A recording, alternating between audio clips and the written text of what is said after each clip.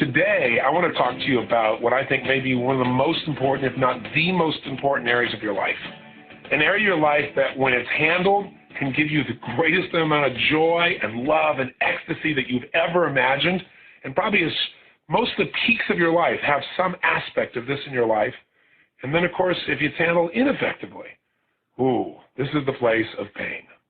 This is the place where people really feel themselves devastated. This is the place where life seems to lose its meaning. So the area we're going to talk about, of course, is that vehicle of life, that thing we focus on called relationship. And if you handle it well, my God, I mean, when you're in love, when you feel that connection, when you feel that bond, when you feel that sense of oneness with somebody, what's that like? I mean, what can really compete with it? Now, making money might be nice, achieving something's wonderful, but if you do it alone, it's worthless. If you don't have someone to share that joy with, what's it like? At the same time, being upset with yourself is one thing, but when you got someone else to be upset with, boy, you can really do a number, can't you? You can really get yourself upset. You can really get yourself wired. You can make yourself feel massively inferior or massively superior, angry, upset, frustrated, hurt, devastated, right? You can do just about anything to yourself you want with this vehicle called relationship. And I call it a vehicle because we forget that relationship is a way of relating, that it's a process. It's not a fixed thing in time, that it's always changing, it's always moving. In fact, one of the challenges we have as human beings is we all want to get things done. You know, we want to have the whole thing done. We want to get all that financial stuff handled so we never have to work again. Of course, if you never worked again, you'd be totally unfulfilled. And I can tell you that because I had the privilege at a very young age to achieve that. I don't have to work anymore. But everyone I know who never has to work again usually works harder. They're just doing what they love now. Their focus is on doing things because they want to, not because they have to. But most of us think we want to reach this level where we can just stop. When you stop, you begin to die. I mean, there are two laws of life, and they're so fundamental, and they're true of everything, and they're certainly true of relationship. And that is, everything in life must grow, because if it doesn't grow, it what? It dies. And that's true of a relationship, that's true of your body, that's true of your mind, that's true of a plant, that's true of anything in the universe. You grow or you die. When you're green, you grow. When you're ripe, you rot. When you start thinking it's over, it is over. So you can't look for a fixed time when all of a sudden your finances, your body, your relationships are done. It's never done. Your body is a constant challenge to constantly improve and strengthen and make powerful and passionate so you can live life at the highest level and have that edge we're talking about, have that extraordinary quality of life. And the same thing is true of a relationship. You know, most of us have got so many things going. We want our relationship to just be handled. But if it was just handled, you wouldn't have to grow. You wouldn't have to expand. You wouldn't have what you deserve in your life. You wouldn't have that little bit of resistance when you need it. You wouldn't have that comfort when you needed the reinforcement. And most importantly, you wouldn't have love. You wouldn't have the deepest level of love, the level that you're able to share, whether it be with your creator or with your children or with your lover or your best friend. I mean, that's what relationship's all about. The second law of the universe is you must contribute. Because if you don't find a way to contribute in meaningful ways, you're eliminated. That's a law of life. It's a law of the universe. Anything that doesn't contribute eventually is eliminated by evolution, if not by something else. So in our lives, for you and I to feel fulfilled, we've got to grow, we've got to contribute. And we've got to contribute in a way that we feel has some kind of meaning. If we don't do that, it doesn't matter how much someone else loves us, we won't be happy with ourselves. So a relationship is a place that we go to sculpt our souls, to sculpt our spirit, to sculpt our emotion, and to enjoy life to the fullest. And when it's handled properly, it is the most incredible joy, pleasure, excitement possible. And when it's handled poorly, oh boy, is it pain, isn't it? I know you've been both places. I sure have. So the secret is we need to look at three things. First, let's talk about how do you create an extraordinary relationship. An extraordinary relationship, not a good one, not an excellent one that's really outstanding. Now, I don't care whether you're starting from scratch or you have one you're already in and you want to create it or recreate it, rejuvenate it into an extraordinary relationship. The principles are basically the same. The second thing we want to talk about is how do you deal with the inevitable challenges that show up in any relationship. They're going to be there because when you got people who have different values, different ways of looking at life, different rules, you're going to have conflicts. It's a matter of time. And no matter how much you love somebody, it's going to show up at times. Some conflicts are small, some are huge. It has more to do with the personalities and the rules and the values of the people involved. And then thirdly, how do you nurture and expand this relationship geometrically? How do you make sure that that growth factor is absolutely there? You not just created a relationship, but you keep expanding it so that that fulfillment is a spiral that moves up as opposed to entropy showing up, which shows up in most things, doesn't it? Things begin to just naturally break down. If you aren't moving forward, it's moving backwards. That's just gravity. It's the way life works. So now, if we're going to do this, you might start by saying, well, where are you now? Because we've talked each day about this concept of having the ability to close the gap. I mean, how do you create an extraordinary life? You close the gap between where you are and where you want to be. The secret to closing the gap is first be honest with yourself that there is one. In almost any area of your life, there's a gap. If you're healthy, because a healthy person is always looking to make it better. They may love where they are, but they want more. More love, more connection, more intimacy, more spirit, more playtime. Someone who's going to listen more, feel more, want to give more. We all want more if we're healthy and growing and expanding. It's the nature of a quality life. So where's the gap in your relationship is going to be the first question we're going to really look at here. So maybe we should start by saying, where are you now? I mean, there's really only two positions people are in, right? You're either in a relationship right now or you're not in one. I don't know if we're talking about intimate relationship as an example. So if you're not in a relationship, there's really two perspectives. Either A, you want one, but you don't have one. And the question is, if that's true, why? And the answer I can tell you right now. If you really want a relationship and you don't have one, it's simply because you have mixed emotions about what a relationship will mean. You want a relationship because you know what I mean, love and connection and intimacy, but on the other hand, you don't want a relationship at some level because you know, oh my God, I don't have the time, the energy, I've had fights and frustrated, I don't want to feel like a failure, I don't want to have the thing not work out, I don't want to have somebody disappoint me again. So the truth is, if you're not in a relationship, there's one reason. It's not a must to be in a relationship. As I said on the first date, it's probably a must for you not to get hurt. And if you're going to be in a relationship, let me tell you the good news up front, you're going to get hurt. But at the same time, you're going to probably hurt other people without meaning to. That's part of the nature of life. You can't have joy without having pain sometimes. Everything in life has its reciprocal. You can't only have one dimension of life. It's like saying, I want the rainbow but no storm.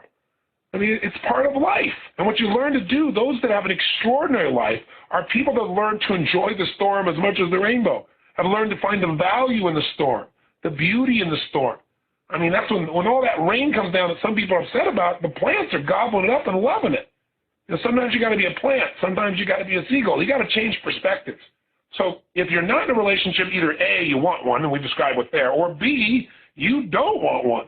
And you're clear about that, in which case it's obvious what the problem is. You've associated so much pain to relationship that even your natural drive for connection is being shunted.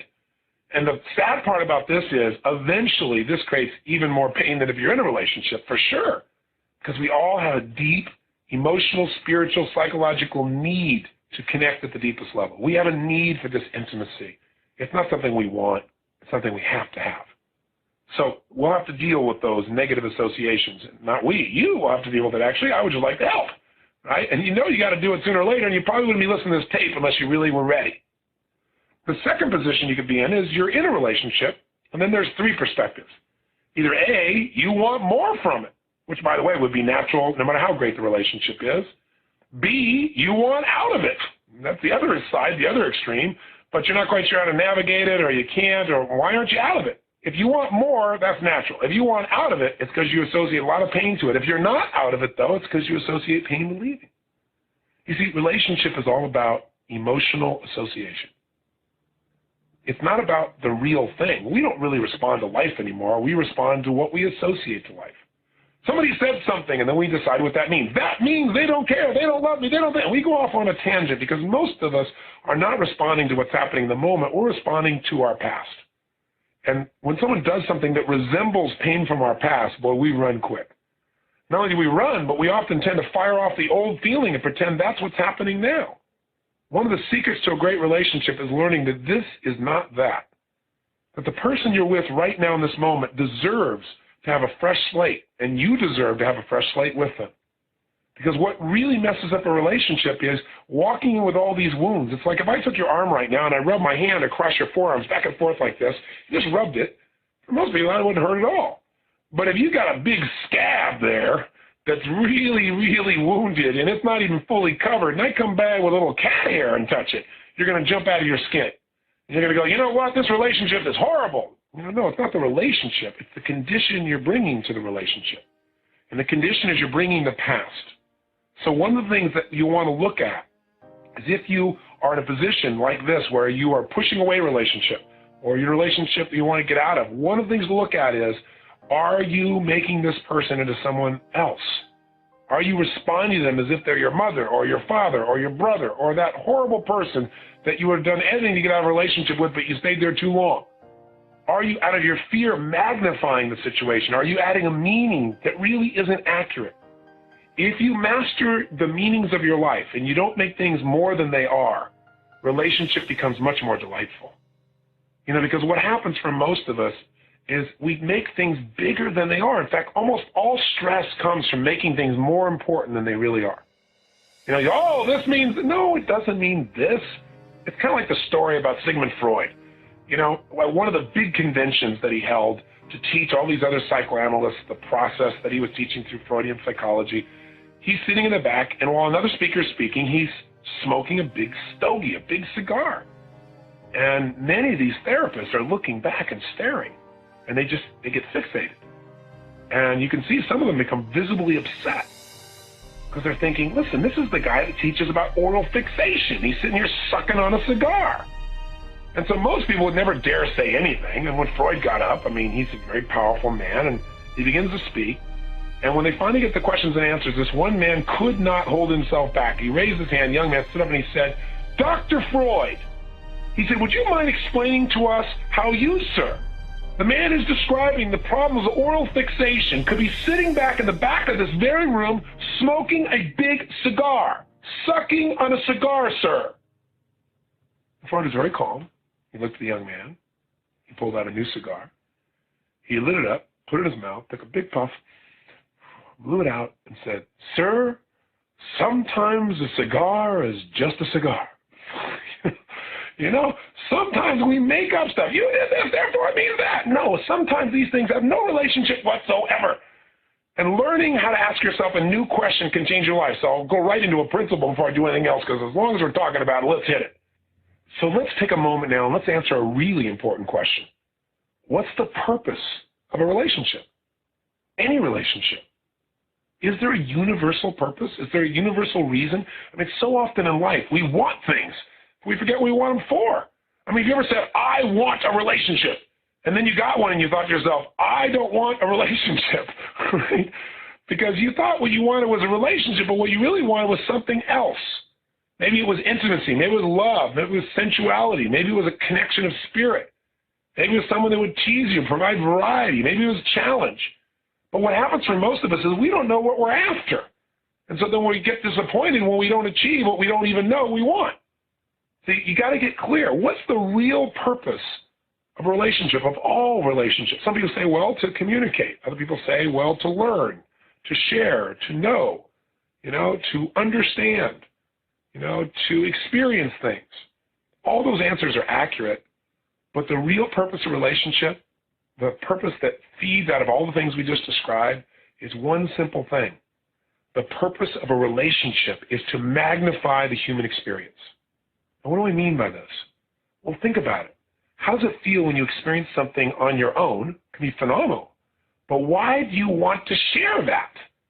Because in the sharing, not only do you get to experience it again, but there's a magnification, isn't there? When that other person gets excited, it gets you even more excited. Or when they get sad, you get even more sad. When there's that emotion that's shared, there's that synergy, there's that power, where 1 + 1 doesn't just equal 2, there's a third power. There's something visceral. There's something ethereal that occurs when this connection happens between people and they share their emotion, their feelings, not just their ideas.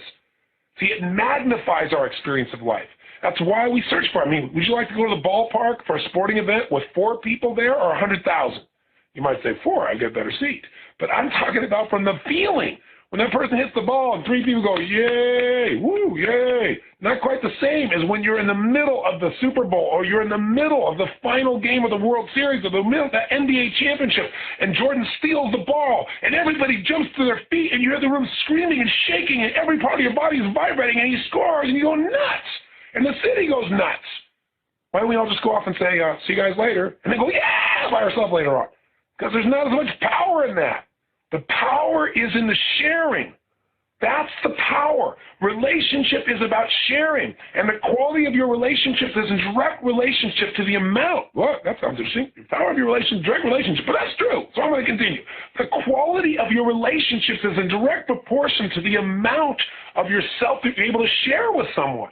That's how you're able to relate. It's sharing, and the amount of that person's emotion and feeling and spirit that you're able to share with them.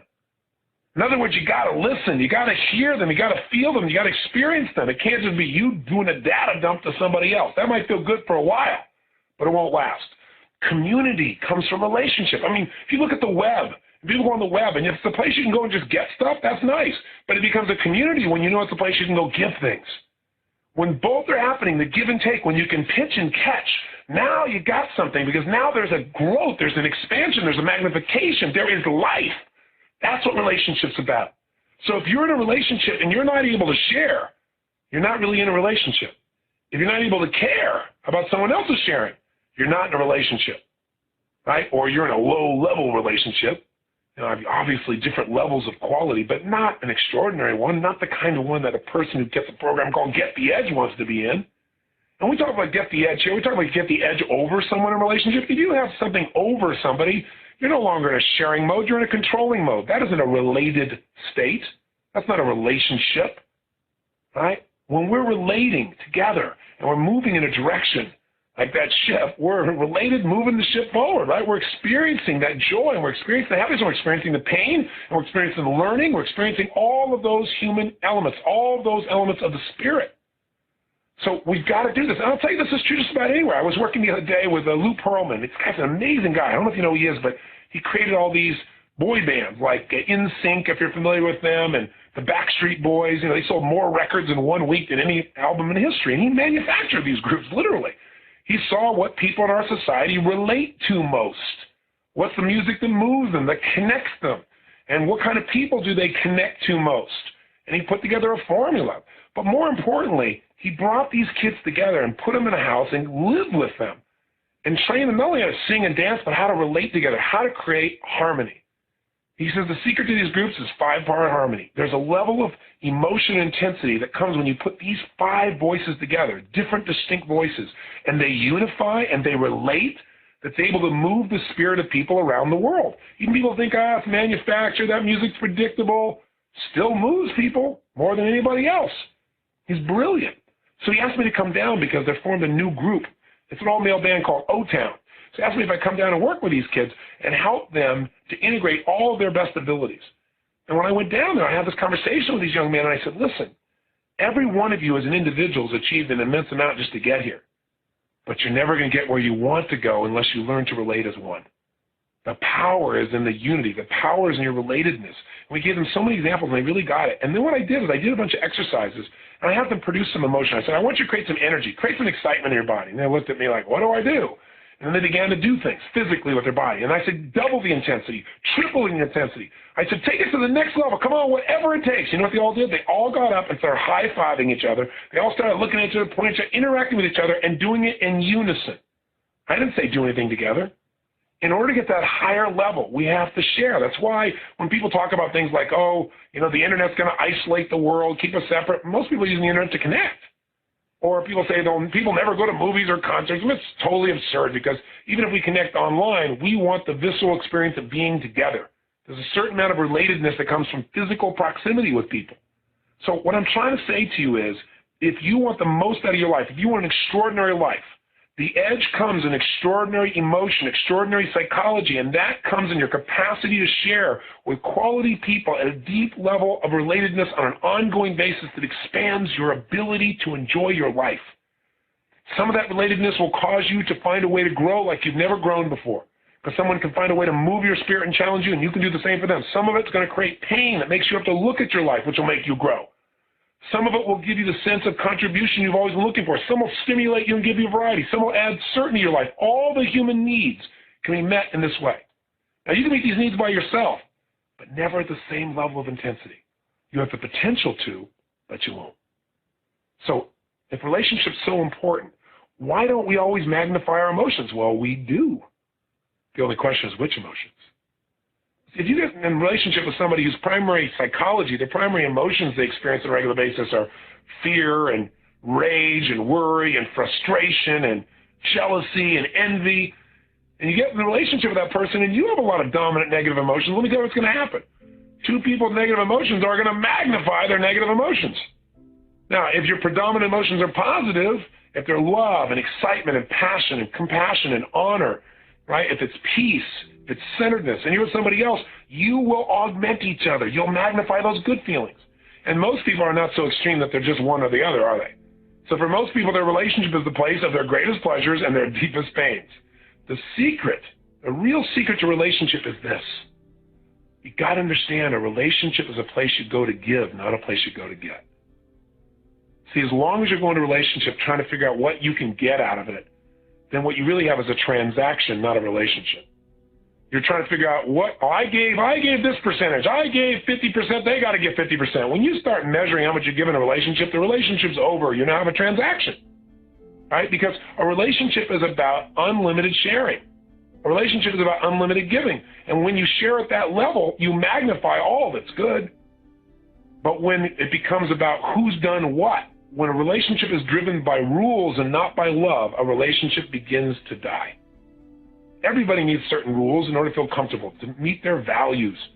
But the more rules you have, the more pain you have in a relationship. I remember seeing years ago on CNN, they did this little story about the Gerber food people, and they were shooting a commercial. And the commercial had, if I remember right, like 5 families that had quintuplets. And it was really interesting because they were different ages. Most of them were babies, but there was this one guy whose kids were, I don't know, the quintuplets I think at this stage were probably 4 or 5 years old. And he was maybe 30 years old, but he looked like he was 50. And he was already balding, and he looked really beat up. And I remember the interviewer going up to him and saying, what do you have? What can you tell us about what you've learned by having 5 kids simultaneously? He looked in the camera and he said, don't have too many rules. And the interviewer said, well, what do you mean? He goes, with 5 kids, if you have too many rules, they're always breaking something. You're always in reaction. You should have the least amount of rules possible in order to raise these kids. And I thought that's so true in life.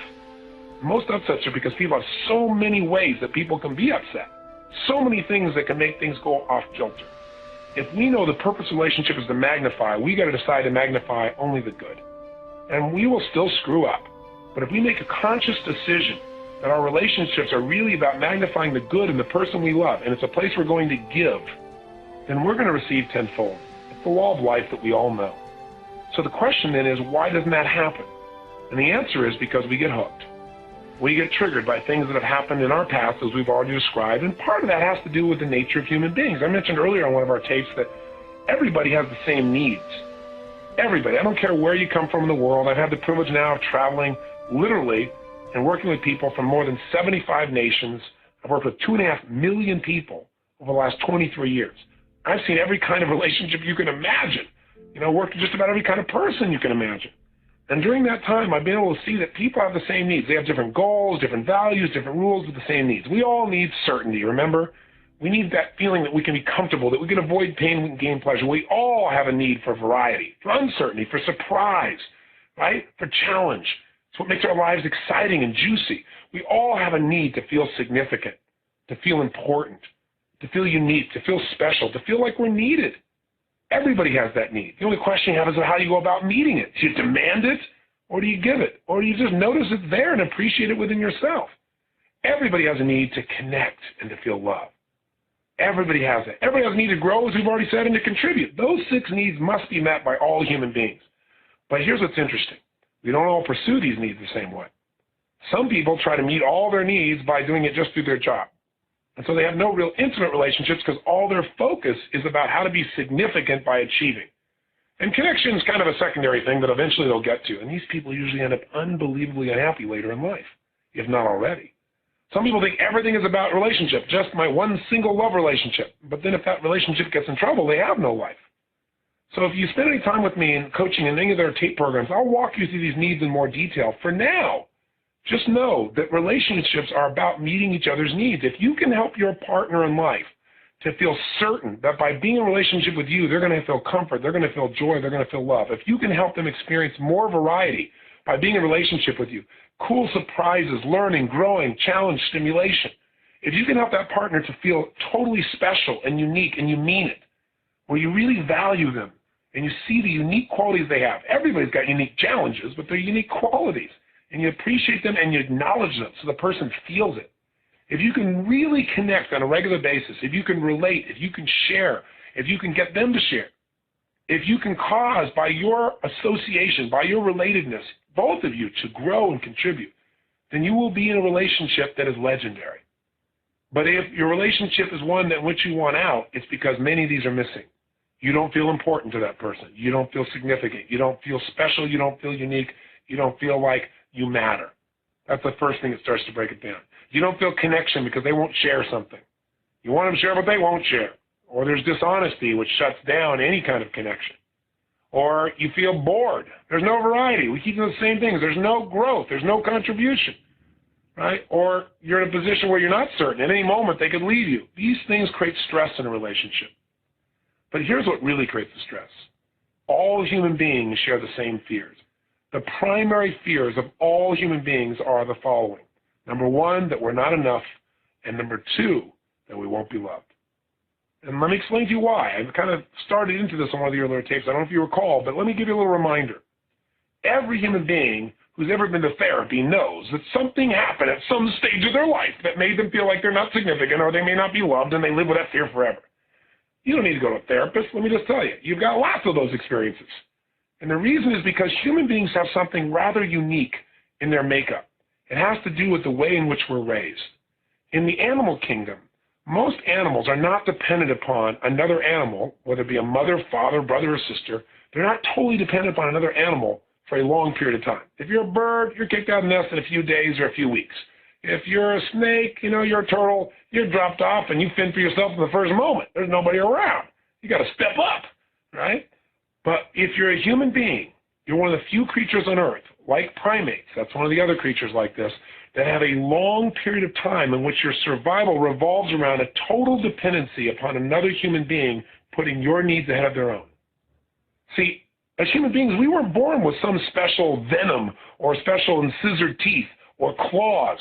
Our evolutionary advantage is our ability to relate to each other, to share, and through that, to share ideas, thoughts, feelings, emotions, and produce an extraordinary advantage in life. That's why we as a species have flourished. But you know what? Leave us alone. How do we do? If a baby is left alone, it dies. A human baby. Why? They get something called failure to thrive syndrome. If a baby is not stroked, isn't physically loved, isn't given, as the doctors say, tactile stimulation, also known as love, then the baby has failure to thrive syndrome. They can't explain it. The baby dies. Love is a need that is so deep within us. It is a survival instinct, and without it, we die. That's how important it is. But here's what's unique about human beings. That makes your mother, and hopefully your father, but not always fathers, always mothers, have to love you if they're biochemically healthy. The reason is all women, when they're pregnant, have something called oxytocin that flows in their body. And what this hormone does is it makes this mom have to love the child even when the child is butt ugly. Right? Immediately, this child who looks like a lizard is the most attractive thing on the face of the earth. Now, what's interesting, he's got all this fat around him. It's the last time someone will say you're cute when they got fat around you. He burps, and it's wonderful. He throws up, it's okay, baby, we love you. Right? Doesn't matter what you do. You are loved. And guess what? It's a good thing. Because all you got to do is make a little noise, and everybody jumps to meet your needs. I mean, anything you needed, it was going to show up. When's the last time you felt that way about your life? Right? So what happened was your survival depended upon it. Now, some fathers do leave in various cultures of the world because they don't have oxytocin. Most fathers, the connection, the sense that their life is more significant than themselves, that there's this being that's been brought in the world through them, causes them to be connected. But that's an emotional, spiritual thing. It's not necessarily biochemical. That's why women, if they're healthy, just don't leave. Now, here's what's interesting. As I said earlier, there's a point when this oxytocin leaves. When that stuff wears off, ooh, the stuff hits the fan, doesn't it? Suddenly, the same stuff you used to do, you get a swat for, or a harsh word, or ignored. Suddenly there's all these rules that have to happen before you get love, which is your substance of survival. Think about it. You have to do something significant now. Before you have to do anything, you have to act a certain way, good or bad. If you don't get attention for doing good things as a child, you'll do bad things. And by the way, adults are just big children. So you have the same patterns at some level. And so what happens is you learn. And by the way, how long is this dependency for most people? It's not like other animals. It's not a few weeks. It's not a few months. It's 5, 10, 15, 20, these days 35 years of total dependency before somebody finally gets it. So we live in a world where we become connection freaks because we know if someone doesn't care for us, if we're not significant enough, if we can't generate enough love, we're not going to survive. So while you may remember having gone to your therapist this one time when your father or mother said something or another child said something or somebody dumped you or they didn't give you the love you deserve, and that's why today you have this inferiority thing. That's why today you have this fear of not being enough. That's why you don't feel loved. That's why you can't be intimate. Bull. It's because you're human. All of us have it. Some of us indulge in it. Some of us live there. Other people discipline it and say, when that comes up, hey, here's the truth. I can love myself. Here's the truth. I love my Creator. My Creator loves me. Here's the truth. This problem is not a problem. I just need to reconnect with this person. But you've got to understand that this creates a situation in most intimate relationships of pain. Because the minute someone looks like they aren't loving you or they're not treating you as significant enough, the fear of the loss of love, the fear that you're going to die emotionally comes up. And what most people do when that fear shows up is they try to get out first. They either try to hurt the other person because they figure if they can hurt them, they'll be in a position where they won't feel so bad. They take their fear and they push it out. Or they hurt themselves. They go inside and get depressed, feeling like there's nothing they can do and their world's going to end. Or they distract themselves with drugs or alcohol or television or overworking, something else that'll make them feel good in the moment so they don't have to worry about the fact that maybe they feel insignificant. Or they find a big problem. And they say, I really would be significant. I really would be worthy of love. That's what they're saying unconsciously, except this thing happened. If it wasn't for this thing, I'd be okay. See, you still love me. I have a significant problem. I'll love you. Some people get that love by just giving love to other people even when the person physically abuses them. Because they're so afraid of losing the feeling that they're significant or loved. At least if I'm being beat, at least if I'm getting attention, maybe there's still a chance for love. Or the achiever's approach. If I make enough money, if I accomplish enough, if I achieve enough, then people will notice I'm important and eventually I'll feel loved. Maybe I'll get the love. It is the basis of the psyche of human beings. So now, since most of us have no clue what's driving us, we have no clue what beliefs and rules are controlling us, and we've modeled most of this as a mismatch of experience that we never really thought through consciously. We've never been through a date with destiny type of program where we help people to find what they want, how they want it, what the rules need to be to achieve what they want and rewire themselves. Most people have no training whatsoever and on what's driving them as human beings. They don't know why they do what they do. They just got these things that they do, and they don't understand it. They're in reaction. They're just trying to get the job done. And you put two of these people together, and you wonder why we have a situation where there's so much pain out there. Take into account also you have people, two types of people, males and females, who biochemically are different and therefore think differently. Some males are more feminine in their energy. Some males are more male in their energy. Same thing with women. But those energies have a different focus. Masculine energy is about achieving, completing, breaking through, experiencing freedom. And feminine energy is about connection and love. And we both have both energies in our body. The question is, which one do you develop the most? And they're so different that they by themselves create conflicts. You want to change your life? You need to ask yourself a new question whenever you're about to get upset with any person in any relationship. And the question is this: what else could this mean? What else could this mean? It'll change your life if you ask it. Because what happens is when you're upset because, not because of what someone did, not because of what they said, but because of the meaning you've attached to it. You say, well, they said this, therefore it means that. So you got to ask yourself, what else could this mean? And you've got to make yourself come up with as many positive meanings as you come up with negative. Let's say, for example, someone promised to do something and then they don't show up. And you go berserk. I can't believe this. They don't care. Look at this. They left me stranded. Once again, every time I go to count them, they're not there. Now, you come up with 3 or 4 negative meanings. That they're not there because they don't care, because they always do this, because they're irresponsible.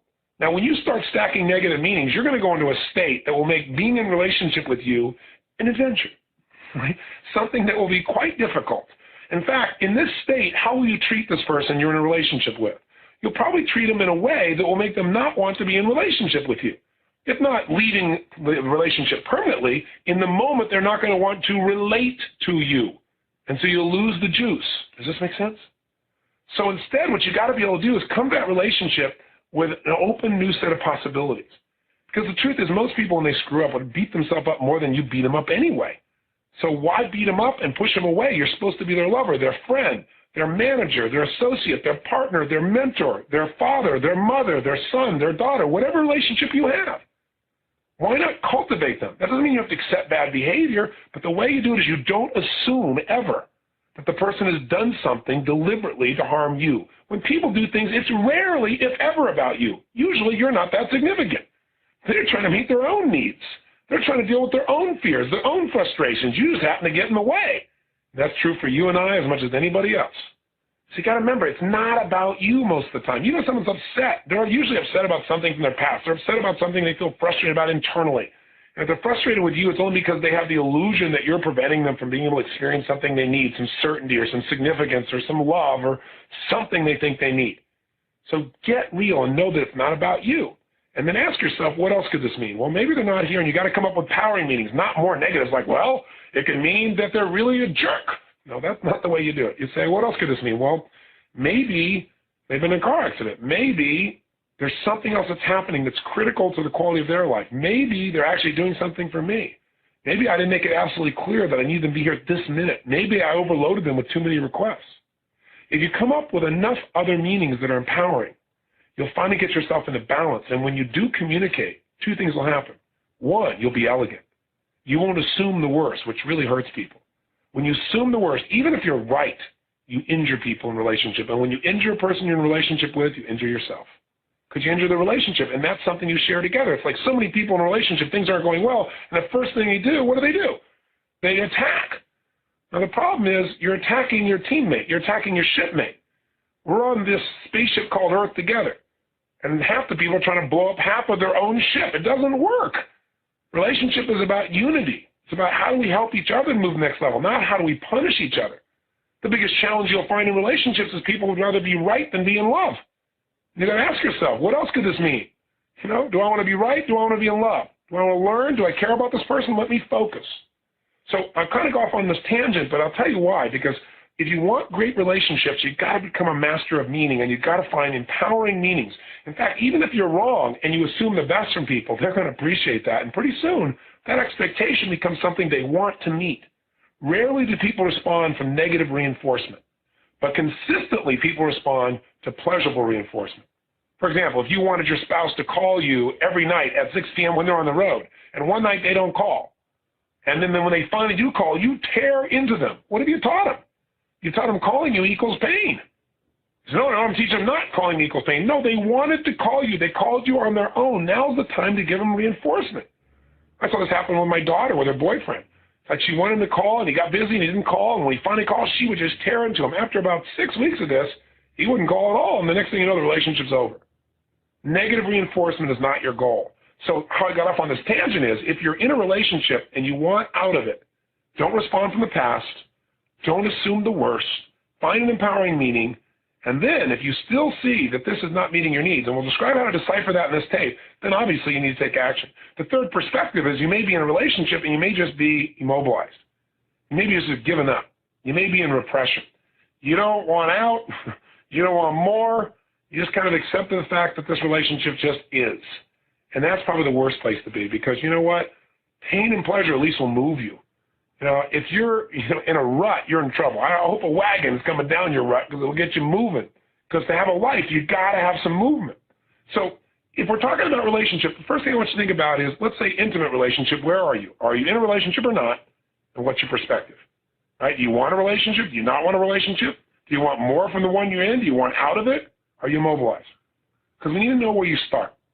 Now, the next question I have for you is, okay, where do you really, really want to be? What would your ideal relationship look like? I'm going to guide you through a process on this tape to have you actually describe that in detail. But I want you to begin to think about that even now for a moment.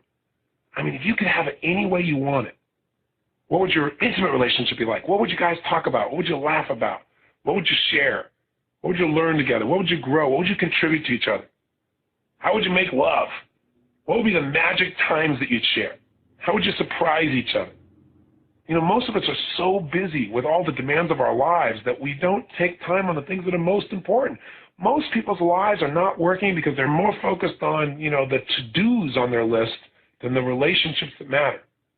See, at the end of the day, when I'm teaching someone how to manage their life, I don't try to look at their to-dos. I say, what did I achieve today? But the next question I ask them is, who were you today? In terms of your relationships. Like I'll say, today I didn't get all these other things done, but I was an extraordinary father today because I spent such great time with my daughter, Jolie. We did these cool things, and they weren't what I intended to do initially, but it's the most important thing to me. And all of a sudden, the day is a victory. Life is relationship. And the quality of your life is directly related to the kinds of relationships that you create and you expand and nurture throughout your life. But it's easy to get off track and get caught up in the doing, isn't it? You say, okay, Tony, well, you've helped me to understand where conflicts might come from, but what's the solution? Good question. The solution first is an awareness and appreciation of what this is all about. When things start to happen in a relationship, you got to first take a look and say, okay, right now if I'm starting to react, what's really triggering this is fear. When people say, I'm stressed about this, stress is a code word for fear. And the fear that's the deepest is if you don't achieve this, if they don't do this, if they don't respond that way, if they don't like this, if they don't respect this, if this doesn't happen, then you're not enough and you won't be loved and therefore you will die. This is the basis. So the way you make your relationships work is you first create a great relationship with yourself. You first got to learn to love yourself. Because if you're going to a relationship to get that instead of to give that love, then you're going to be with two people that are starving trying to take each other's food.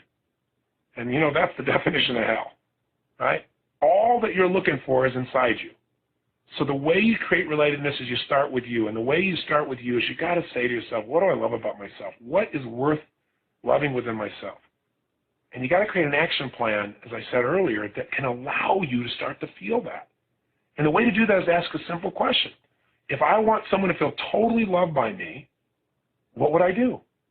What would I do? Because actions speak louder than words, right? Well, you might say, I'd tell them I love them, and I'd say it in a certain tone of voice. When's the last time you looked in your own eyes in the mirror and said, I love you? I mean, really looked and said it and meant it. I ain't going doing that stuff, staring in the mirror. I'm done with these dates. You're getting a little over the edge, boy.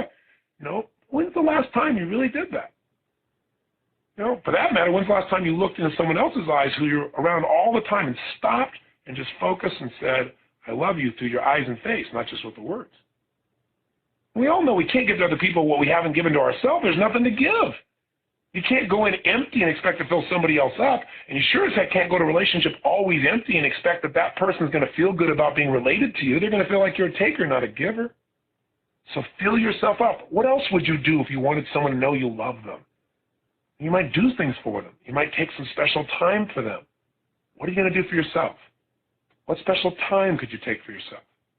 What else would you do if you really, really adored somebody? What else would you do? You might tell other people how great they are. You go, well, can I tell other people how great I am? Yeah, you can if you do it elegantly. You absolutely can. As long as you do it with a little smile on your face and go, well, I'm pretty good. Can I tell you what I did? Because I want to hear what you did. I'm just learning to acknowledge myself. You know what? If you do it and you're not full of yourself, you're just acknowledging the truth, it inspires other people. But if you do it and you try to pretend like you're not doing, go, yeah, well, let me tell you what else I've accomplished. That's not connecting with yourself, and so you can't connect with anybody else, and you're just seen as a blowhard. There are other words to use, but they're a little more graphic, and I think I'll avoid them at this time. You know what I mean, right? You got to connect with yourself. So before we do anything else, I've talked about so many things here. Maybe you want to take some notes and jot down a couple of these principles, and maybe you say, okay, all right, one of the things he's talked about so far is when I get upset, I need to ask myself, what's really happening here? Am I responding my past or the present? I need to ask myself, what else could this mean? I'm just going to do that for the next 3 days or the next week. I'm going to do that all day long in any upset I have. That might be a nice thing to do. Because if I was doing this as a tape program, honestly, I do a whole library and we break it down. So maybe you want to start with that. But right now, and there's a bunch of things we've done here. Why am I in this relationship? To magnify my emotion. Now, are these the emotions I want to magnify is the question? No. Very good. For me to feel this way, I have to give it a meaning. What's the meaning I'm giving this? Well, what else could it mean? Tony said the principle. It's not about me. If they're doing this stuff and they're coming at me, it's because they need significance. They're screaming for significance, or they just need some love. It's not about me. They're not trying to hurt me. They're just trying to meet their own needs. So we've talked about a lot already, haven't we? If I'm really in a position where I'm really, really upset with somebody, is it something I'm upset with myself about? Asking quality questions gets you quality answers, will get you a quality life. But let's do one thing right now. Because in a few moments, we're going to talk about the most important principle in creating a relationship. But before we even do that, I want you to turn off this program in a second. Just turn it off for a moment. And when you do, I want you to write down a game plan of what you're going to do so that you really love yourself. And I don't want you to hear the story of, I can't love myself, I never love myself, it's not a problem. Forget all the stories. The only thing keeping you from getting what you deserve and what you want is your story about why you can't do it. So put the story aside. Give yourself this gift. if you were going to really cherish yourself, if you were going to really let yourself know you really love yourself, what would your action plan be? And by the way, how important is it for you to feel that you love yourself? I mean, if you don't, can you really love anybody else really 100%? Do you really think you have the ability to give if you don't have that love for yourself? And let me tell you the good news. You do have that love for yourself, otherwise you wouldn't be alive. You would have taken your life to be gone. So don't say, I don't love myself. That's just something you may have said over and over again. Let's just be more demonstrative. So I want you to create an action plan. What are you going to do? You say, I'm going to take 2 minutes in the morning for the next 7 days. I'm going to do this stupid thing Robbins said. No one will know. I'm going to look in the mirror and I'm going to say a little incantation over it. I'm going to look at myself and go, I love you. I love you. And you say your name, look right in your eyes. I love you. Let me tell you what I love about you. I love your commitment to people. I love your caring heart. And say your name. So then I'd say, Tony, I love your caring heart. I love your commitment to people. Tony, I love your playfulness. I love that you're off the wall. I love that you're willing to do whatever it takes to help people. I love that you're so committed to be strong physically and healthy. I love your love for God. I love, and look in your own eyes. Because then it's not just saying, I love you, I love you, I love you. It's giving real reasons. It's like when you give someone a compliment in a relationship, little tip, don't just say, you're great, you're awesome. That wears off real quick because people think, you're just blowing smoke. But if you can say, you know what's really great about you? You know what I love about you? I have to tell you, I noticed this and this and this. I created a relationship, when I first went to work with the San Antonio Spurs. I had a bit of a challenge because at the time I first went to work for them, they had a guy on the team named Dennis Rodman. So getting a relationship with Dennis Rodman when you're a white guy and you're taking his free time and making him sit for 3 hours in a seminar is sometimes a bit challenging. But the way I got it with him was with sincere compliments. I had brought a group of kids down the night before as part of my payment to train these guys at the Spurs was to take kids on mentoring and for the Spurs to meet them and maybe give them autographs. Dennis was the only one after the game that stood around and signed autographs from everyone else, and I noticed it. And so when I got up, I said, Dennis, I know you're outrageous. I know you're crazy. I know you're one of the best players in the league. I know a lot of people get upset with you, and I know there are things that they probably have a right to be upset. But I got to tell you something I really respect about you. You are such a class act. You're the only person last night, and I'm not telling other people they're wrong, but you're the only person that made sure every one of those kids got attention. That was the coolest thing. I just want to thank you. And I didn't wait for him to notice. I just went on. And a couple of times it is, and you should have seen him, even Dennis Rodman, sprout up, who'd been like, putting his glasses on. He tore the notebook up I have, threw it on the piece of paper on the ground, and stood there with his arms folded. But saw the arms unfold because we all want to be loved. We all want to be significant. Now, we don't want bull. We don't want somebody to lie to us. We don't want fake things, but a sincere compliment gets us. So how about starting with yourself? Because if you give yourself, you'll be able to give other people. So that's one thing. That's one assignment. In fact, if you did nothing else on this tape, I'm going to ask you to do that for the next 7 days. That you take 2 minutes and you sincerely compliment yourself each morning and look directly in the mirror. You go, yeah, but what if my spouse or somebody else is around and they see this stuff? Inspire them. Make it playful. Have fun with it. But I'd like you to do right now is turn off the tape, and I want you to write what else besides that will you do that'll get you to feel that love. Because if you have that love already, you're not going to have a fear of losing it.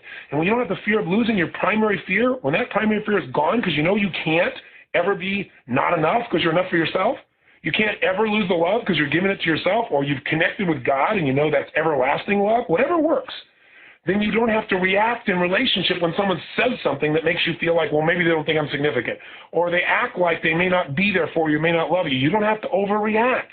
And when you're no longer overreacting, the quality of your relationships transforms. Does this make sense to you? Then turn this tape off now and write a list of at least 10 things you're going to do to teach yourself, to learn, to appreciate, to acknowledge what a great human being you are and how much you love yourself. Please take the time to do that right now. Turn off the tape.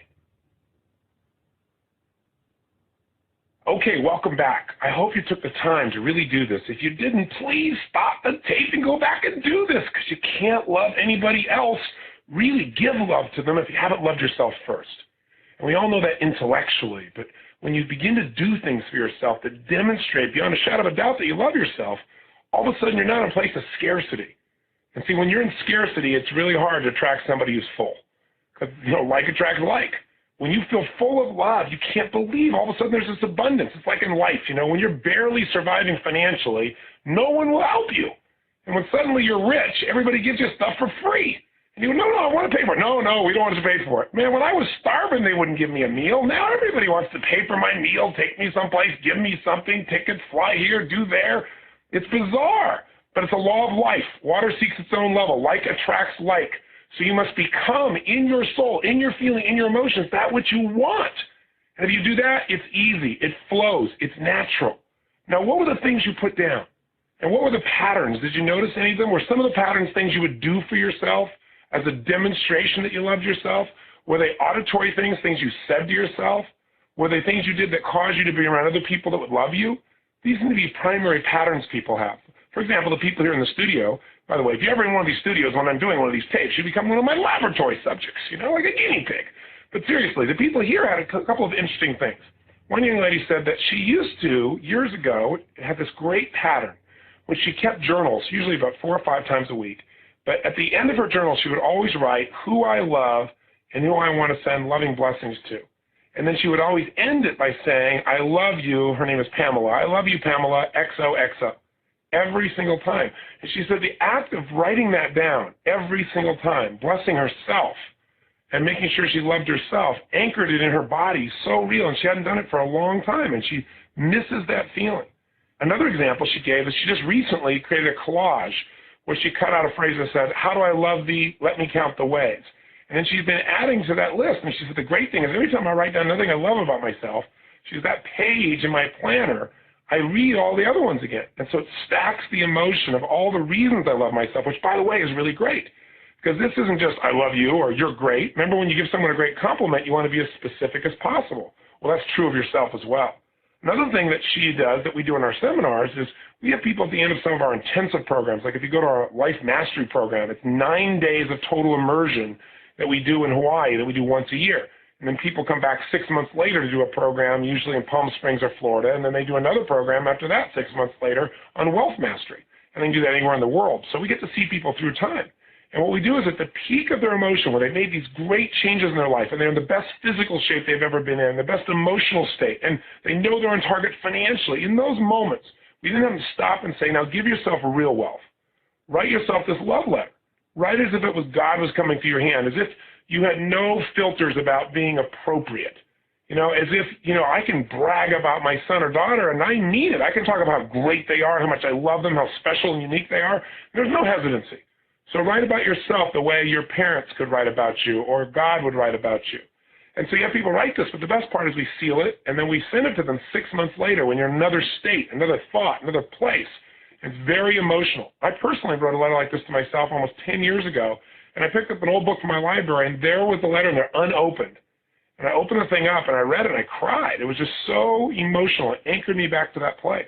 So these are all great demonstrative ways.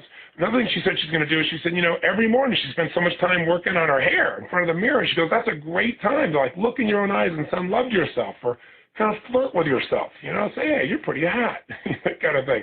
And while it sounds silly, it creates a playful state with yourself. And lastly, she said, working out. Whenever she works out consistently, she feels so good about herself that she feels like she's really giving to herself. And it's ironic that most of us don't work out because we think, I don't have the time, or, that'll make me stressed out. The truth is, not working out creates 10 times more stress. That's why that hour of power is so important. Another person here said that what they really do is they kind of pull the covers up around their friends when they want to feel loved. And that metaphor for this man means that if he's feeling kind of down or lonely or sad, instead of just sitting there by himself, he calls 2 or 3 friends and he doesn't even tell them he's feeling sad. He just talks to them about their lives and what's going on. And the warmth that they feel for him, the love and the friendship they share, just instantaneously transforms it. And he feels that love, even if they don't have an explicit conversation about that. It's a great strategy. Because so many people say they feel alone, but they don't reach out. I was in a prison recently, and I was there with a man who's been locked up since 1951. And we have programs in prison systems all across the country. In fact, recently, talk about impact of relationships, we had a study that was done, a follow-up study, that showed the recidivism rate has decreased massively in a variety of prisons, and it's being published by the Journal of Prisons. But the point is, I went back to see a group of these men, and one of them, you can imagine being in jail since 1951. I mean, he was just a boy. We hadn't been to the moon, no color TVs, computers, didn't exist unless they were the biggest, buildings. I mean, it's a very different world, and he's been locked up all this time, and he hadn't had one communication from anyone in more than 17 years. And after I worked with him, I said, this is ridiculous. You're isolating yourself. And so a month later, he wrote me a letter, and he said, I've already had 17 letters from people who we've reached out and communicated with, and he's so happy. He felt so excited, and it inspired him. One relationship led to another, and pretty soon he said, you know what, I'm changing my identity. I'm not a con. Even though I've got 12 more years in here, he said, I feel more free today than I've ever felt my entire life. And he said, I decided somebody on the outside, the difference between them and a con is that they own real estate. So he decided to use his relationships to negotiate an incredible deal on a small piece of raw land that was dirt cheap, literally dirt cheap, and now he's a real estate owner. He's not a convict. He feels so different about his life. But all this came from putting himself in a new circle, a new place in which he felt valued, he felt loved, he felt appreciated. But you got to go first. We all want people to come to us. You got to initiate first. So this is a great strategy. Another person here used their hour of power. They said they take an hour in the morning just to meditate and be, to walk around. Another man here said that he'd love to get up in the morning and just take a little time before anybody else wakes up, have his coffee, and send some emails to friends who he never really finds time to talk to. But he feels like he can connect with them then. He can wake up the next morning and see their responses and have that sense of connection, even though the time zones they're on are so different. Another simple thing to do is just to go places you love. You know, one of the men here said that if he would just in the middle of the day, instead of sitting at his desk and having lunch there, he'd be so much more productive if he really just took that hour and went away and went to a nice place. He loves going to the gas lamp district. He loves the idea of going to the ocean, you know, going to the pier, because those are places that nurture him. And you come back and there's so much more of you to give to your work and to your environment. We live in an age where most of us are trying to be so efficient that we lost the emotion that makes us effective.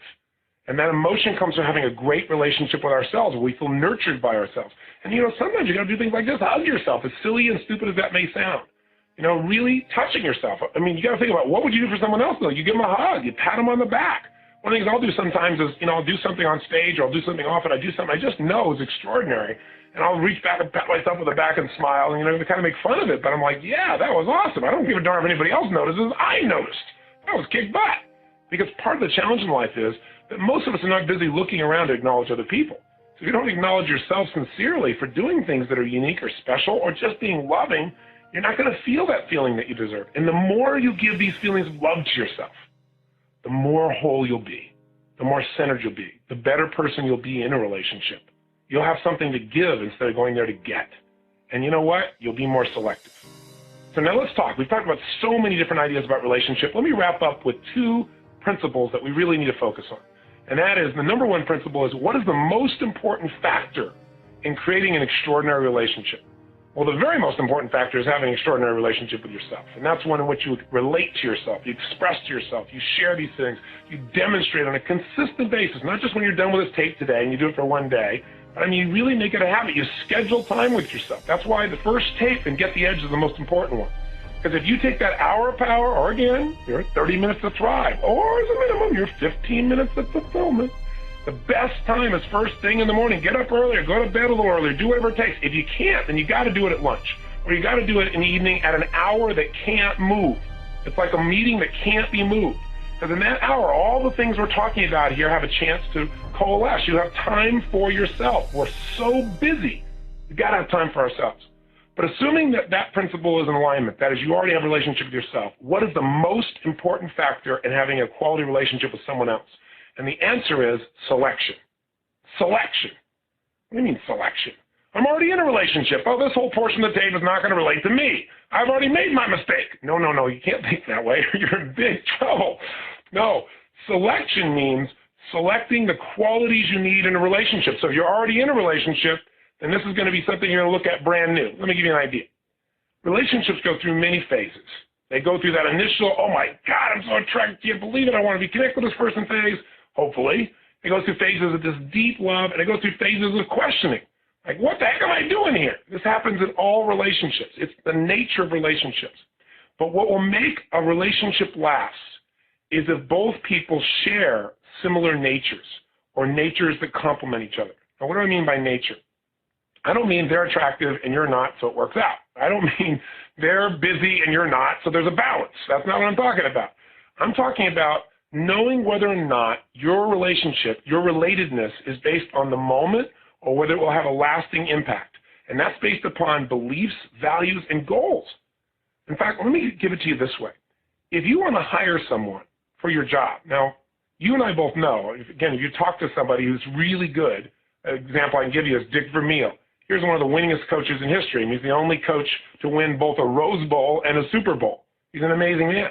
And I was asking him after he won the Super Bowl, I said, what was the most important thing in you winning? He said, was clearly inspiring these men to give their all.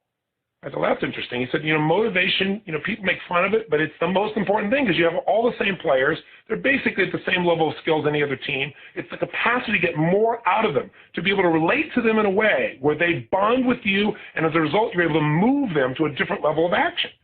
He said, but frankly, Tony, as powerful as motivation is, selection's even more important. He said, I got to tell you honestly, I would have been fired if I had not won this year. He said, the reason is because today in NFL football, he said, the coach is a marketing tool. If you haven't won for 3 years, you're out of here because the team needs to go to the public and say, we have a new coach. We have a new possible future now. He was the problem. Buy some box seats. He said, so the bottom line is you have no time to build a team. So in order to build that team, I had to select the right people. You had to select people whose nature would be to work together. I had to select people who would normally probably give more of themselves than anyone else would expect of them. He said that was the most important task that I went through. He said, by making that selection, we built a Super Bowl team in no time. He said, because we didn't look for individual players with just skills. We looked for players that could relate to each other and work as a team. Now, if it's true in NFL football to get a winning team, it's certainly true of creating a winning relationship. And I'll give you another example from business. When you're going to hire someone in business, there are 3 factors you really have to be able to answer to know whether or not this person is going to succeed long term. Because everybody succeeds in the beginning. It's like all relationships in the beginning virtually have enthusiasm and energy and excitement. It's sustainability that we're looking for. So in a business relationship, there are 3 questions you got to answer. Number 1, can they do the job? Can they? Well, the truth of the matter is if you're interviewing them, chances are they can do the job because you've probably screened them, right? I mean, you've probably gone through their bio, maybe checked some references, or you've had someone else look at things before they even brought in to take a look at you and have an interview with you. So the truth is when you're in a relationship with someone, you're considering a relationship with them, can they be your partner? The chances are that if you're at the level of consideration of that possibility, sure they can, more than likely. But the second question is more important. Will they do the job? I don't mean today. I don't mean tomorrow. I don't mean this week. I don't mean this month. I don't even mean for the next 6 months. Will they do the job 10 years from now? Will they do the job 3 years from now? Now, will this relationship last? Whether they do the job in business or not is based on 2 things. Number 1, does the job meet their personal goals?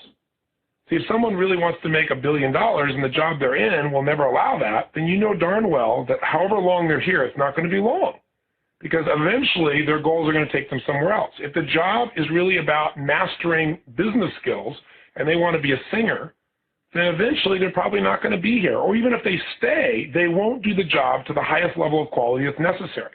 Because some people do stay in a relationship forever. They've been together for 20, 30, 40, 50 years, and they're friends. They don't have intimacy. They don't have a relationship called intimate relationship. They just have this good friendship. And so the same thing happens in businesses, doesn't it? You have somebody there that just kind of hangs on. They don't really grow. They don't really expand. They kind of do the job, but they do it to the maximum capacity? Absolutely no. The second criterion for whether somebody will do the job is, does the job reinforce their nature? Now, think about this in business, and then we'll relate it to your personal relationships. See, if a person is very much a people person, and you stick them back in accounting, they may be able to do the job. Yes, they can. But will they do the job long term at the highest level of quality? The answer is no, because they want to be with people. Their nature is to connect. And being isolated in accounting is not what's going to make them feel fulfilled. So sooner or later, they're either going to quit, find another job, i.e. another relationship, or they're just going to hang out there and do the minimum that they absolutely have to and find joy outside the relationship called work. Well, this is also true in your personal relationships. Listen, if you have somebody whose goals are radically different than your own, they want to have kids and you don't, this is a pretty important element. If you can't resolve those goals where both parties are really happy, then you're going to find there's going to be continuous conflict in this relationship, resistance, resentment, and eventually, if you stay together, repression if you don't end the relationship. Secondly, if you're in a position where you're the kind of person that never acknowledges someone, that's just not your nature. You're not much into acknowledgement. You expect, well, people know. I know. You don't have to tell me. Why should I have to tell you?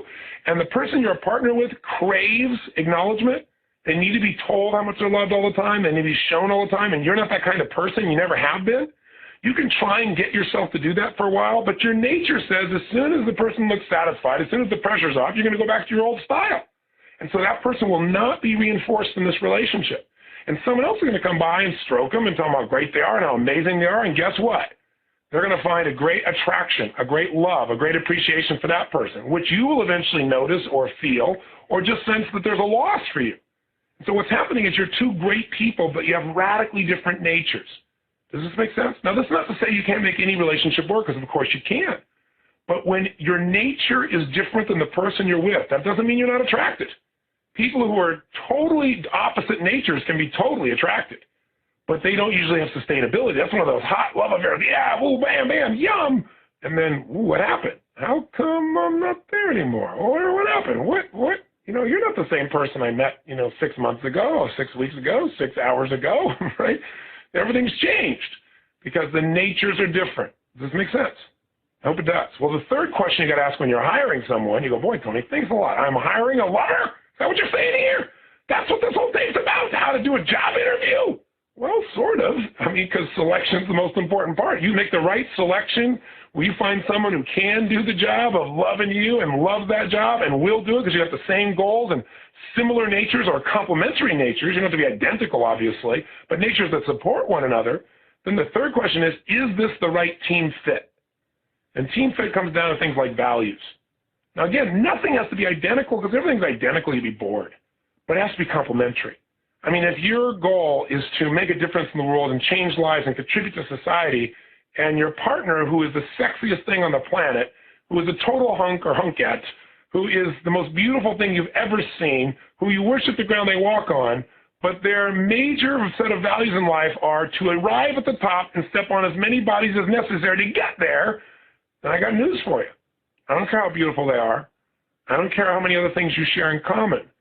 Your values are so radically different that you're going to be in conflicts on a regular basis. And when you're in conflicts on a regular basis, then a relationship is hard to sustain, because it's hard to relate to someone. That's what a relationship is. It's hard to form a ship of relations, right? If such a word were to be true. In other words, be on this ship called life.